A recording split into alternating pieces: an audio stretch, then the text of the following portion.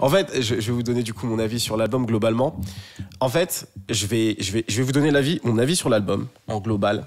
Et ensuite, je vais vous donner mon avis sur ce que Kendrick Lamar représente. Parce qu'en fait, je pense que Kendrick Lamar a atteint un statut en tant qu'artiste qui dépasse la musique. Et je pense que il n'a pas saisi ce truc-là. C'est-à-dire que les gens, en fait, avaient besoin d'un héros depuis un beau moment, avec tout ce qui s'est passé aux États-Unis. Je parle de Black Lives Matter, etc., toutes ces histoires-là. Et en général, un artiste, un musicien, surtout de la carrière de Kendrick Lamar, il va aussi porter un certain type de message. Et que l'artiste le veuille ou non, parce que Kendrick Lamar n'a jamais demandé ça, Kendrick Lamar est arrivé à un moment, il a proposé musicalement quelque chose et on a tous accroché. Mais très vite, il a été mis au top du hip-hop. Et au deuxième album, To Pimp a Butterfly, un album qui a été difficile à digérer pour beaucoup, il a été ensuite mis au top de autre chose. Et en fait, avec tout ce qui s'est passé ces dernières années, les gens se sont dit, Kendrick Lamar, le retour après 5 ans, en fait, lorsqu'il va revenir, il faut qu'il incarne quelque chose et qu'il réponde à des questions. Il y a quelque chose que, je crois que je te l'ai envoyé, que DJ Academics a dit et je me suis dit, putain, c'est exactement ce que je ressens, mais il l'a dit d'une autre manière, du coup je vais le citer. En fait, Kendrick Lamar, il est là pour balayer tous les faux prophètes du hip-hop.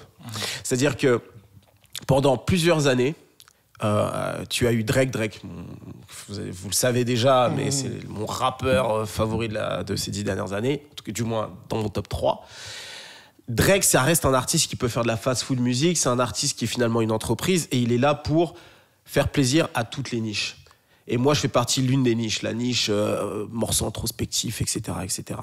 Mais c'est pas vraiment un leader d'opinion, c'est pas vraiment quelqu'un qui va porter une idée ou quoi, c'est quelqu'un de très lisse. Ensuite, on a J. Cole. J. Cole ne veut pas réellement être numéro 1. Ça, c'est mon avis. On en reparlera, on aura l'occasion. Je pense que Marc a beaucoup de choses à dire aussi là-dessus. Et d'ailleurs, Julien aussi. Donc, il n'a pas cette envie-là d'être vraiment numéro 1. Il veut juste arriver au maximum de ses capacités en tant qu'MC. Et on attend tous The Fall Off. Par contre, Kendrick Lamar, il a à la fois ce côté compétitif, il a ce message et il a un avis bien tranché sur les choses.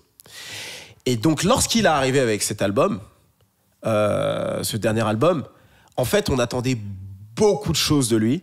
Et je pense que Kendrick Lamar, lui, avait envie de nous proposer autre chose. Et je pense que la déception, elle vient de là aussi. C'est-à-dire que moi, par exemple, lorsque j'ai écouté l'album...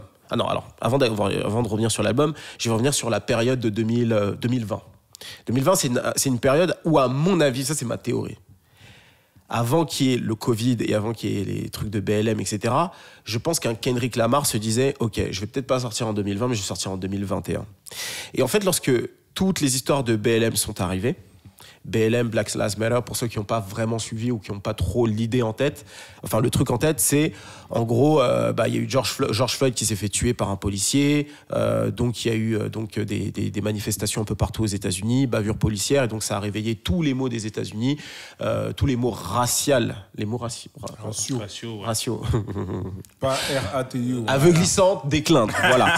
Je reprends. Tranquille, on reprend en direct live. Ceux qui regardent ils savent ce que je viens de faire. En direct live, entreprend. En direct live. On est dans un podcast sur culture, premier épisode, 1, 2, 1, 2, 1, 2. You wanna know where you at. Et donc je disais, tous les problèmes raciaux des États-Unis, problèmes bavure policière, problèmes de représentation, etc., etc. Et en fait, Kendrick Lamar, ma théorie, c'est que c'est quelqu'un de très intelligent qui a fait beaucoup de recherches aussi. Et en fait, lorsque tout ça est sorti, avec BLM, etc., moi, je pense que Kendrick Lamar, au vu du discours qui était trop blanc ou noir, la police nous tue, c'est mal et c'est pour ça qu'on souffre, Kendrick Lamar, lui, pensait différemment. Parce que quand tu reviens, et toi, tu le sais, quand tu reviens sur To Pimp a Butterfly, à l'époque, il avait fait l'objet d'une polémique parce que justement, il revenait plutôt sur le gros problème qu'ils ont aux États-Unis avec les gangs, qui est le black on black crime. Et notamment dans High, il en a reparlé. Et d'ailleurs, Azela Banks, dans mes souvenirs, elle lui était tombée dessus à l'époque en lui disant ouais, tu dis ça, etc., ça dessert la cause, etc. Et justement, il avait ce petit snippet dans le morceau High où il disait combien d'entre nous sont morts cette année. Dites-moi. Et justement, lui, son combat, c'est aussi de se dire, ok, effectivement, on a des problèmes dans la communauté, enfin avec la police, mais le plus gros de nos problèmes, et c'est ça qui lui l'embêtait, c'est les problèmes de gangs internes. Comment ça se fait qu'on se tue entre nous? Mais bien sûr, il a aussi parlé des violences policières bien avant que ça arrive avec All Right. C'est comme ça que c'est devenu l'hymne. Ça, c'est un mot-clé parce que je vais revenir là-dessus. C'est devenu l'hymne des manifestations BLM. C'est-à-dire que Kendrick Lamar, c'est quelqu'un de très intelligent. C'est quelqu'un qui ne pense pas en blanc ou en noir. C'est quelqu'un qui pense gris. Donc, c'est quelqu'un qui s'est dit, je vais à la fois parler du gros problème qu'on a, nous, à la West Coast, en fait, globalement, dans les États-Unis et dans la culture hip-hop. Et en plus de ça, je vais revenir sur les problèmes de violence policière. Sauf que, tel que tu connais Kendrick Lamar, il a vu tout ce qui s'est passé avec BLM, il pouvait pas revenir avec un album à ce moment-là où qu'il soit blanc ou noir. Parce qu'à ce moment-là, les gens voulaient absolument qu'ils disent une chose, c'est condamner juste les flics, etc. Il n'aurait pas pu dire oui, mais quand même entre nous, il y a ce problème-là. Et je pense qu'en fait, Kendrick Lamar s'est dit, ok, je vais laisser passer un petit peu tout ça et je vais sortir un album après. Et là, du coup, je vais revenir sur l'album et ce que je vais penser musicalement. Donc ça, c'est la première chose. Moi, je pense qu'il a attendu un petit peu que tout ça se calme. Et lorsque tu écoutes le morceau avec Baby Kim, où il dit « I smoke on you top 5 tonight, incroyable d'ailleurs. Ouais. Ce retour-là était incroyable. Pour de vrai, il était vraiment, vraiment incroyable. Il dit autre chose, il dit je me suis pas laissé avoir avec tous vos faux jeux des réseaux sociaux de dire ouais BLM. Je me suis pas laissé avoir avec tout ça. J'ai pris mon année et je reviens maintenant. En gros, il dit ça. Vous irez réécouter le morceau, vous verrez de quoi je parle exactement.